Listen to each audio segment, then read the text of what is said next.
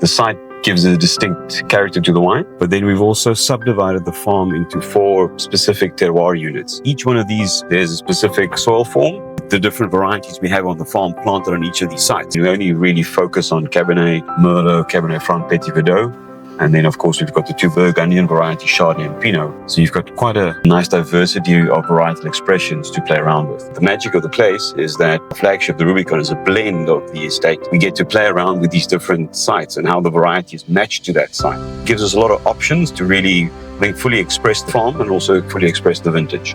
So now we're on to the portion called Companhie's Drift. We've got some Cabernet Franc here. It's about 40 hectares. And we only actually have 1 block of Petit Verdot on the farm.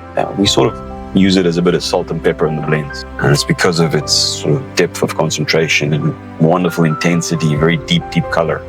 So we're right on top of the Companhie's Drift, and you can actually see the exposed granite right at the top here. The granite is busy decomposing. And this is really what forms the basis for this slope.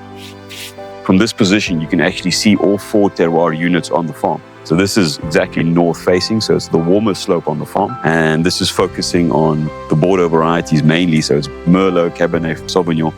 I think the main attribute of Companhie's Drift is really the concentration that it gives to the wine. So the wines all have beautiful depth, a lovely tannin structure, and we get beautiful phenolic ripeness from the side as well, and it really forms the backbone of Rubicon. You can actually see the sand dunes, and just behind that you have False Bay. One of the unique factors of this farm is that the growing conditions are very moderate. So it's not necessarily a cold farm, but during the growing season, you have the southeaster breeze coming in over False Bay. The key thing is that translates into the wines. So you see that elegance, balance, and restraint in the wines that are made from this site, and allows this really nice, even ripening curve. It allows really lovely phenolic ripeness to take place with the sugars not running away. This is a block of Merlot, and it's actually one of our top performing blocks. So this makes it into Rubicon every year. Brings wonderful power and concentration, intensity of tannin that really forms the backbone of Rubicon. See the tree line at the back there? That's the Eerste Rivier. So we've got about 1.5 kilometers riverfront. So we've got about 18 hectares of, again, Cabernet, Merlot, Cabernet Franc planted on this section, and you see a very different soil profile. That clean profile of pure sand. You see also still the moisture right at the bottom.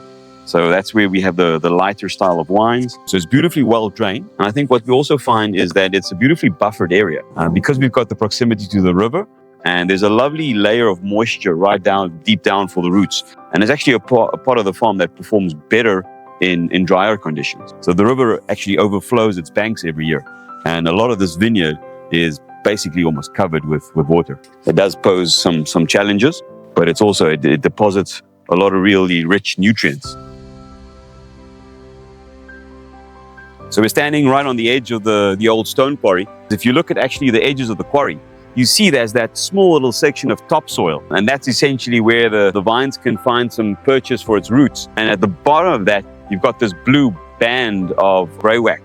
At certain points, there's various levels of depth, how much topsoil there is. You actually start seeing these beautiful pieces of broken up rock. And the vines, you can see they're struggling, and you see it in the tension of the wine. So the wines from here are never very rich or very opulent.